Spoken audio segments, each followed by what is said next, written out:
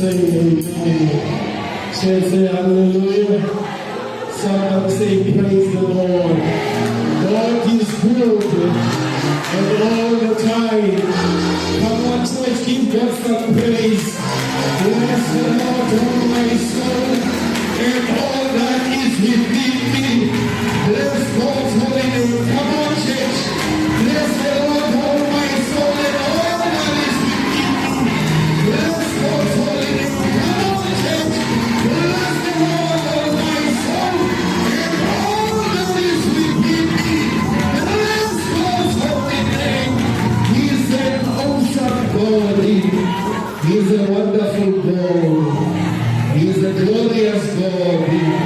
He's a God who's able to wipe your tears away. Come on, somebody, bless the Lord right now. He's a wonderful God.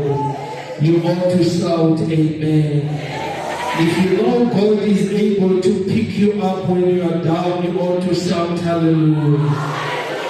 If you know that God is able to wipe your tears from your eyes, you ought to shout amen.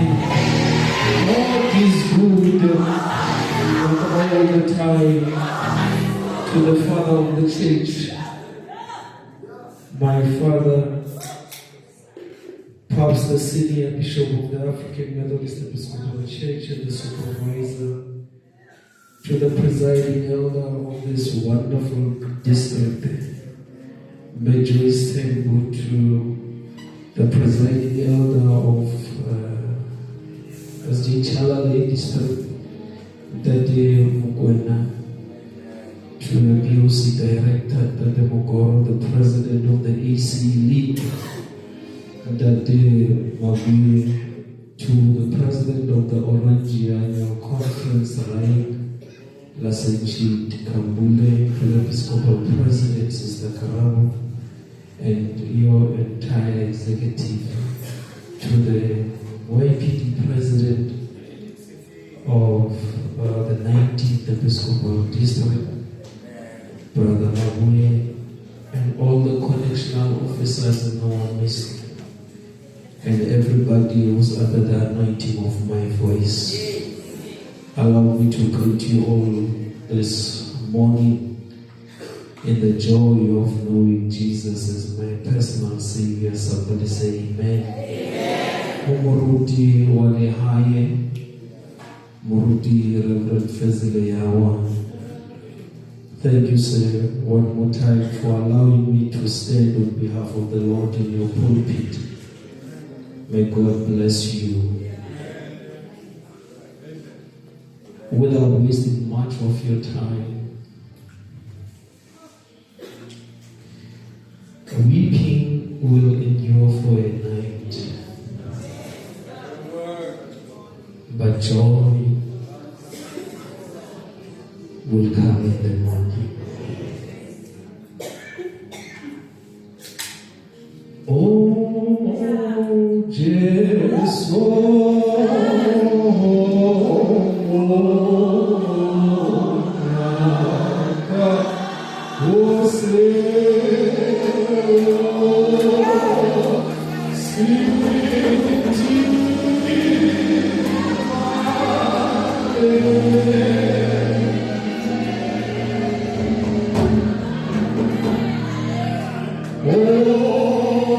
Jesus.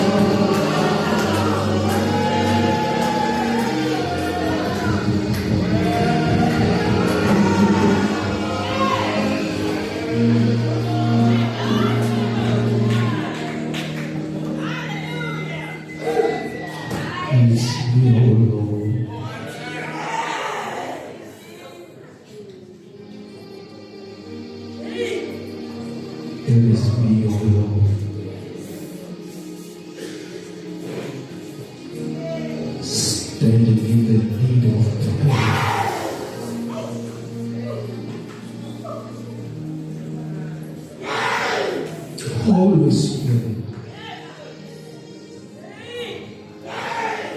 don't leave me now.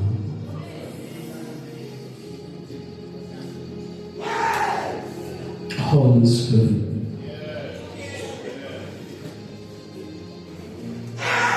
don't leave me now.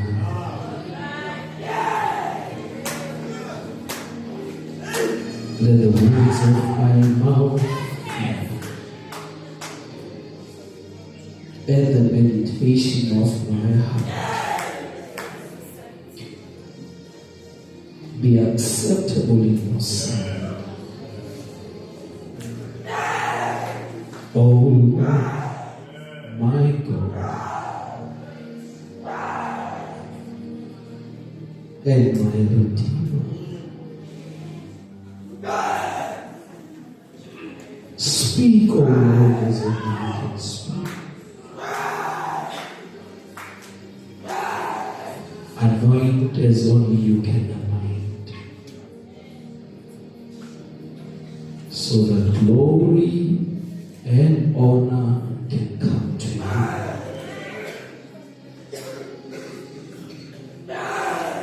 so that the devil can be terrified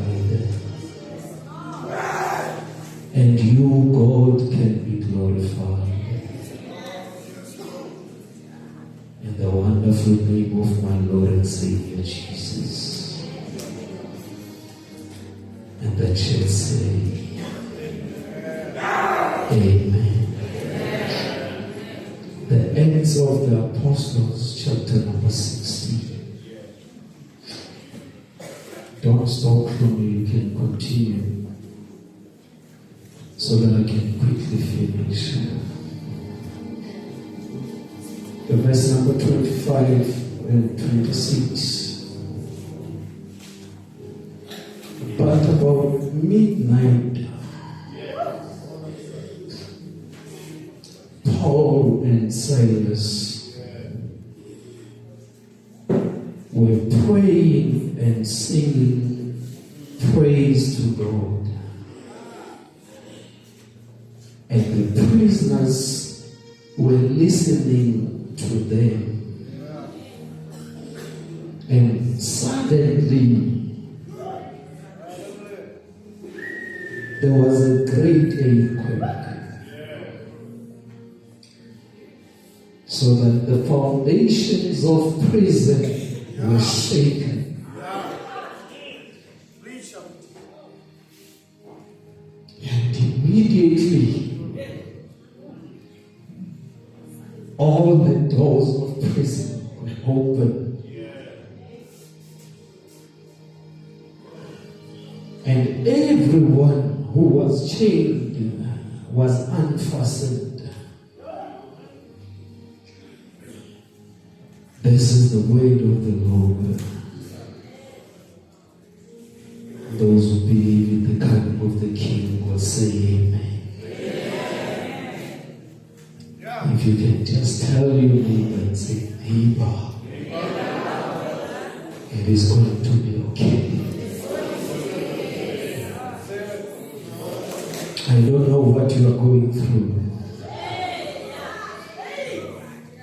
But whatever that it is going to be okay. I don't know, President, how long it will take, but it is going to be okay.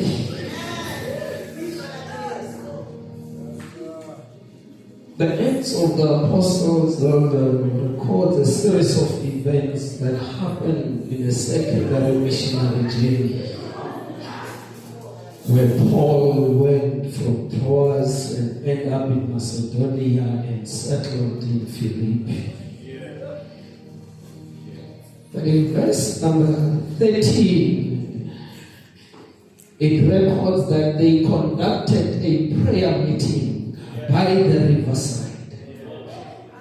As they prayed, people came closer and saw their devotions to the Lord. That is what they term conversion.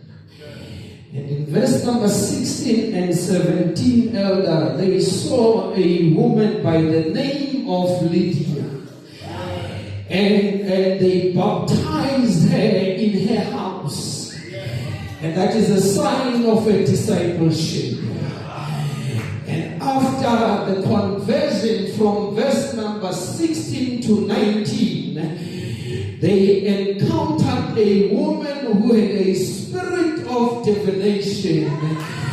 And Paul called out a spirit out of the woman and say, thou evil spirit, come out of the evil spirit and get out of the body of the woman. And I saw at the river, we saw a conversion. And in Lydia's house, we saw a discipleship.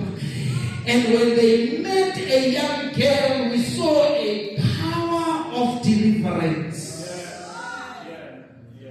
It is at this stage when they delivered the woman that made those who were in authorities in the government to be mad, because the economy of the government in the day went into a deficit, because they could not benefit from the spirit that had the little girl. And as soon as she was delivered, they all started to have issues. I don't know how many of you today, when God starts to deliver you, people start to have issues with you. They don't understand that the blessings of the Lord are not going according to their favor, because favor, it is not fair.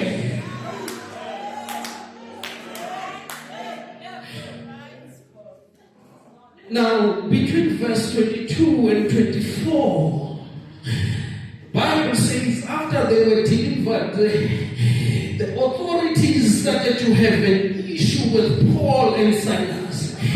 And they decided that though they are preaching the gospel, let us send them into prison. And the Bible says they did not just send them to prison, but they were beaten before they went to prison. They were strangled before they went to prison. Their dignity was taken away for preaching the gospel of Jesus Christ. I don't know how many of you that are hated today for standing for the gospel of Jesus. But the Bible says weeping will endure only for a night, but joy will come in the morning.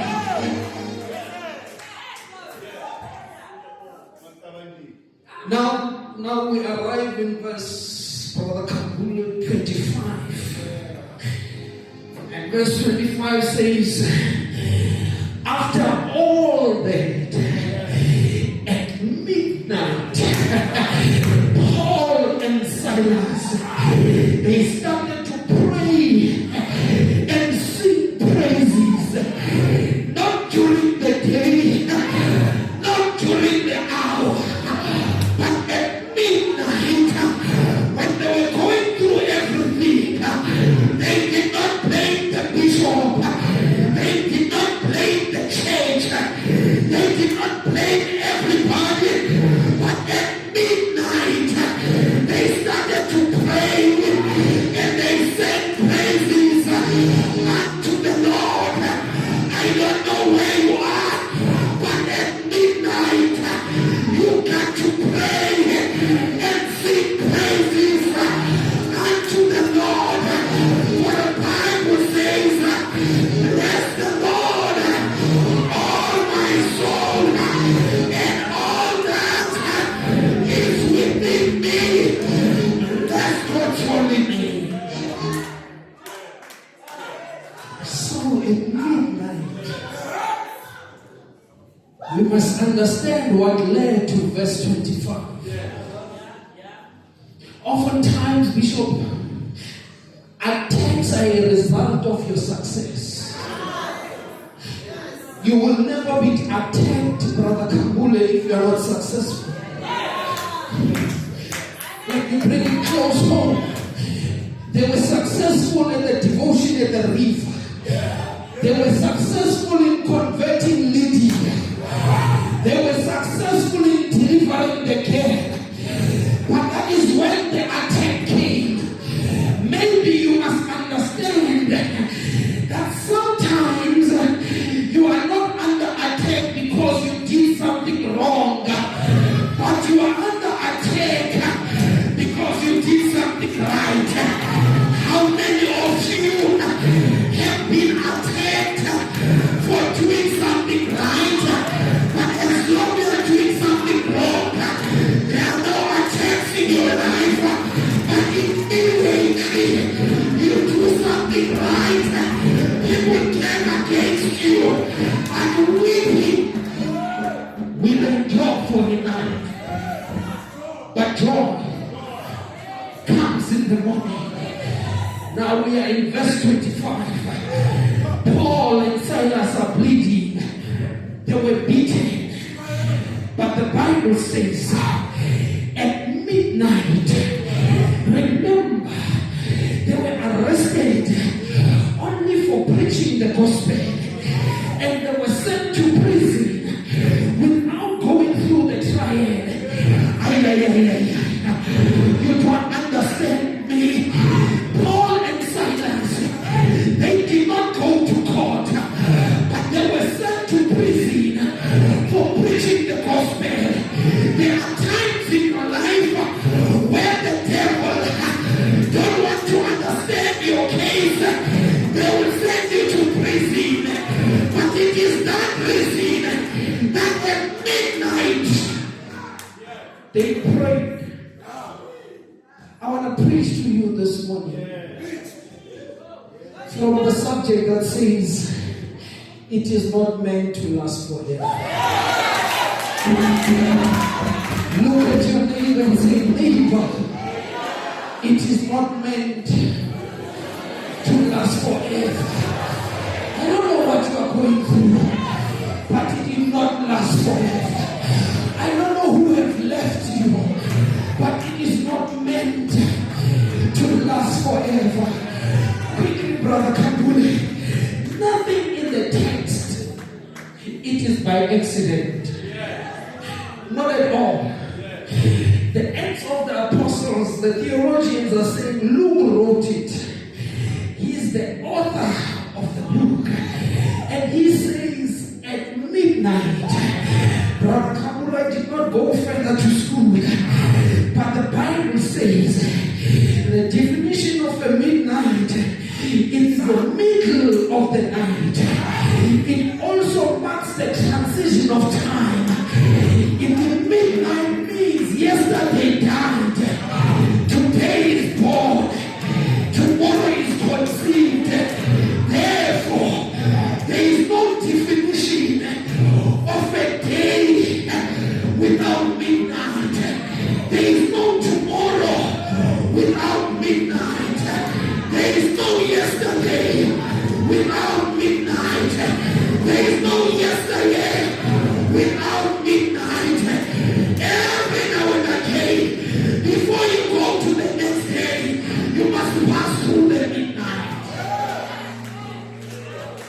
Am I talking to somebody?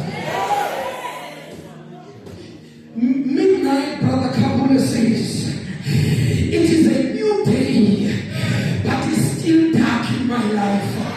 You have missed it. Midnight says, it is the middle of the night, but it is still dark, but it is the next day. In other ways, though you are in the middle of the night, God is doing a new thing. Once it is still dark in your life, I don't know who am I talking to. It is dark in your life, but God is doing a new thing, because it is a new day, though it is in the night. So, it is dark in my life, but God is still busy doing a new thing. But it is still in the middle of the night. So, when it is in the middle of the night, it is still dark, but it is a new day.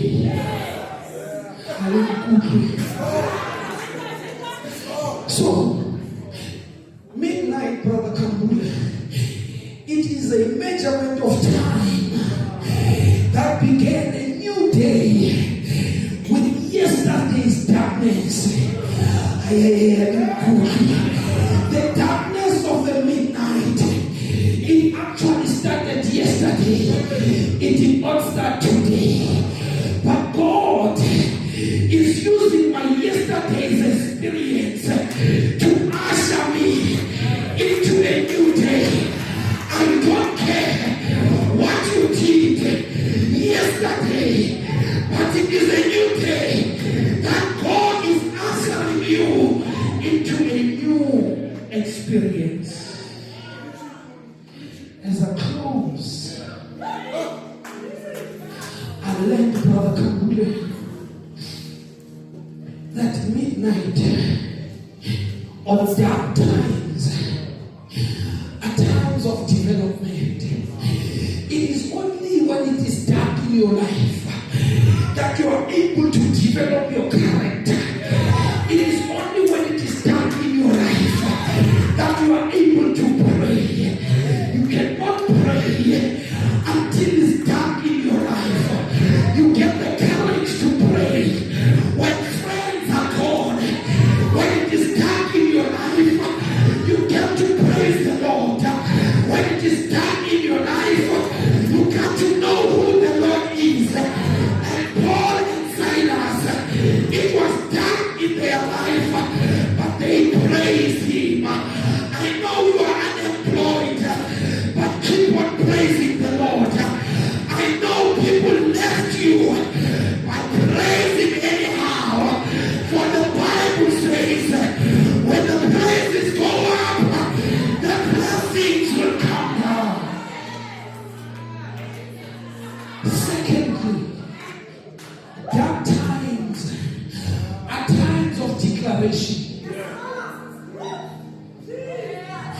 Paul and Silas, they praised unto the Lord.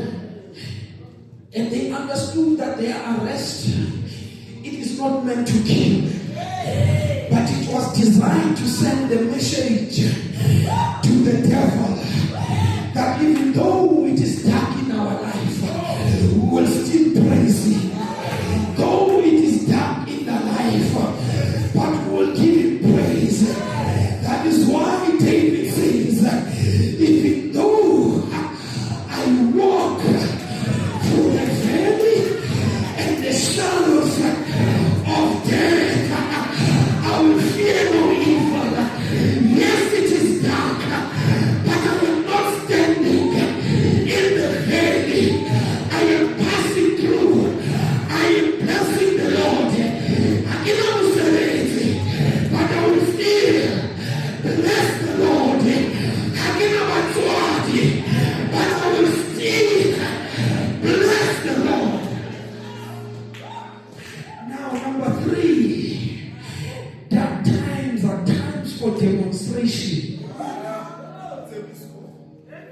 Paul and Silas, they were Christians, but they were put in jail with unbelievers.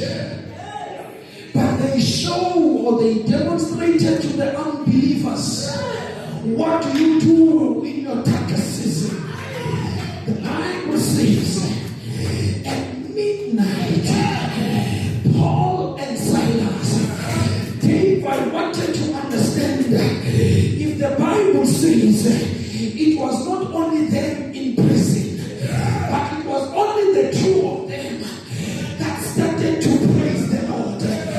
Where were the other prisoners? But the Bible says it was for them to know that we serve a living God.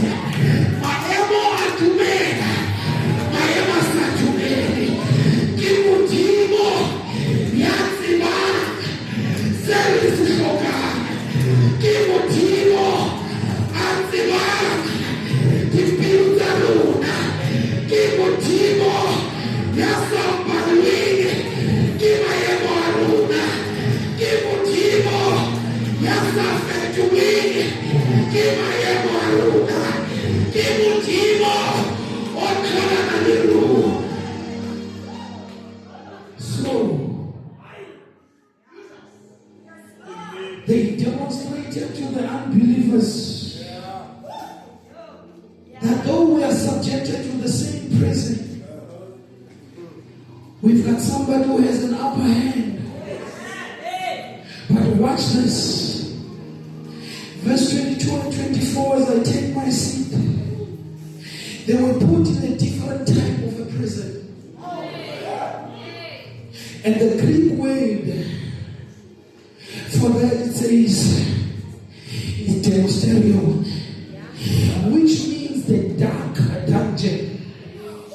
They were not just in a prison, but they were put into a dark dungeon. I don't know how many of you are seated amongst the people, but right where you are in a dark dungeon. Nobody is able to see what you are going through. You come to church every Sunday morning and everything is okay, but deep down in your heart you are in a dark prison. I'm here to tell you, it won't last forever. It is just a temporary situation. It is not a permanent. Yes, it is dark in your life, but at the midnight hour, Paul and Silas, they pray unto the Lord. So, as they were demonstrating the last thing, a dark or midnight hour, it is time for deliverance. And quickly, the Bible says, when they prayed, suddenly they prayed unto the Lord. The Bible does not tell me what did they say, but in the midst of a prayer, the Bible says is suddenly. So in other words, when you are interpreting suddenly, it is something that happened unexpectedly that they did not expect. And the Bible says, after suddenly, immediately, the doors of prison, they started to open.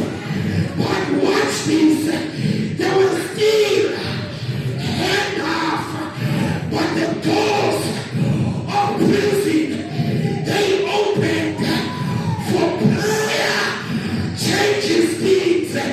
Yes, you can be counted, but when you pray, every knee shall bow, every tongue shall confess, for Jesus is Lord. So, go home, riot members, go home, understanding that it is not meant to last forever. No matter what it is not meant to last forever. I know you might be panicking, but it is not meant to last forever. On Sunday morning, after they persecuted him, the Bible says, an earthquake, it rose and freed the others. Come on, church. The Bible says, after they prayed and the doors were opened, they started to walk out. But not only that, the others as well, they were freed because of their prayers. Through your prayers, your family members are going to be free in the name of Jesus. Through your prayers, whatever cancer that is in your family, today, in the name of Jesus, it is going to be free. So, the Bible says, whoever is free indeed. I'm going through a lot, but I know it won't last forever. If you don't believe me, go and ask Joseph. They threw him down into the pit. They thought it is last. They don't understand that God had a purpose. When they throw him down, he prepared a trampoline so that when he bounced back high. It is not meant to last forever. I know my Redeemer, he lives. I am free because I am happy. I am free because I know all things work together for good according to those who are called according to his purpose. I am free, for I know greater is he that is within me than the one who is in the world. I am free, for I know I can do all things through Christ who strengthens me.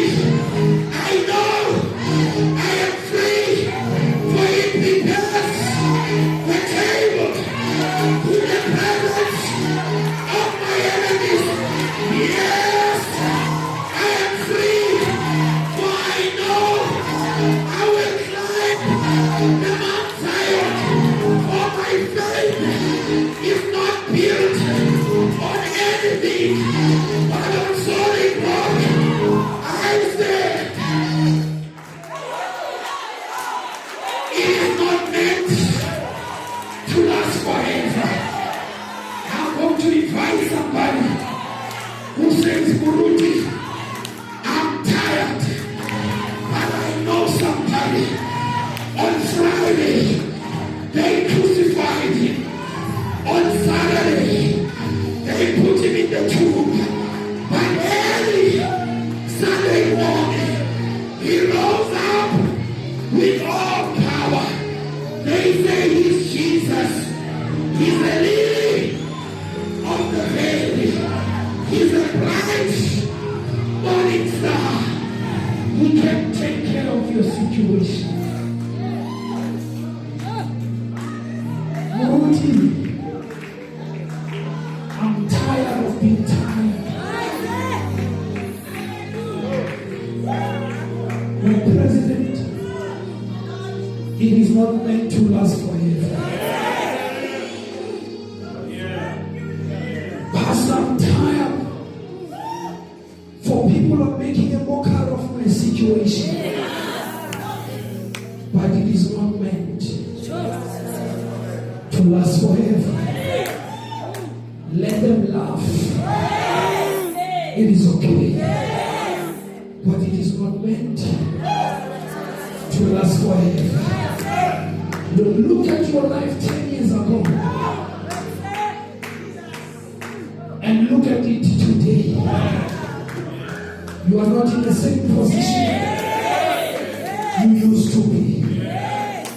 Which is a testament that whatever that you were going through, it was not meant to last forever. As we're about to pray,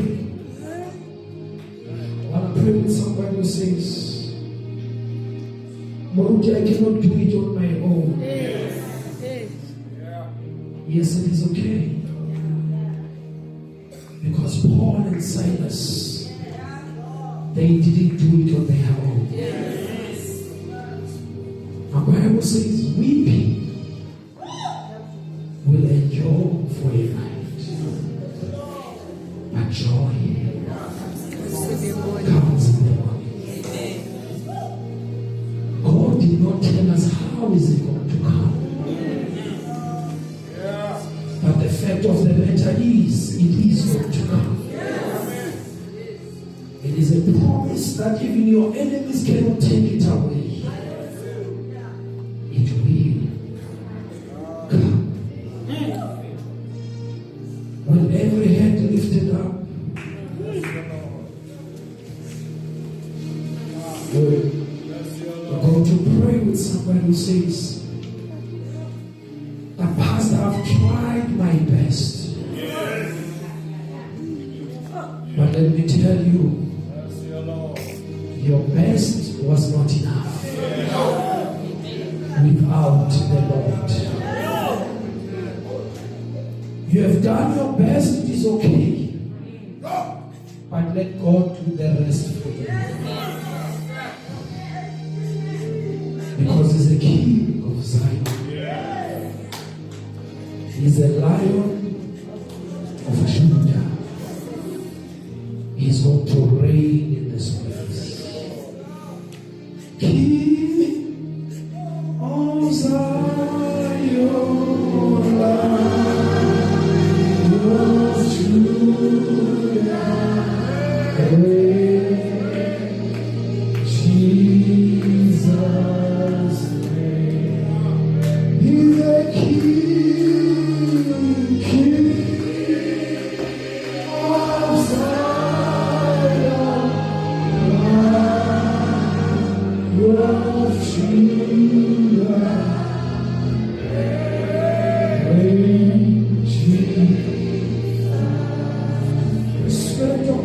God, you are welcome in this place. God, we thank you. We magnify you, we glorify you. For there is none like you. Lord, you know even when we act okay in the presence of everybody, but deep down we are falling apart. We are in our midnight hour season. we thank you. For we know weeping will endure for a night. But surely joy will come in the morning. Umudimo warona. Umudimo yasatse isinga mahemo warona. We have a reflect to heads.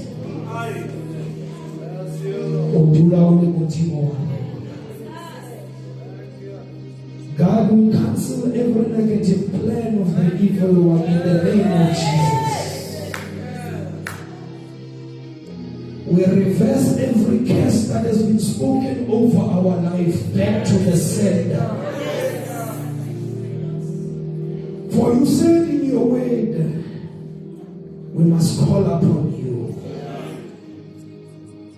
In our families, Lord, we invite you. In our workplaces, we invite you. In our places of worship, we invite you. Where the devil seems to be taking a center stage, we rebuke every spirit of negativity and we nullify it in the name of Jesus. As we go back home, Lord, go with us. We seek your traveling mercies. We pray for the leadership of the church in its entirety. Cover them in the blood of Jesus. Build the hedge of fire around their lives.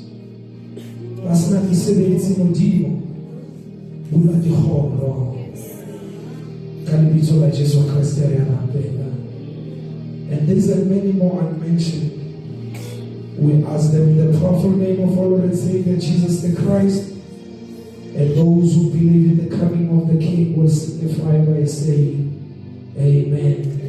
Amen. Let the church say, Amen. Let the church say, Amen. Let the church say, Amen.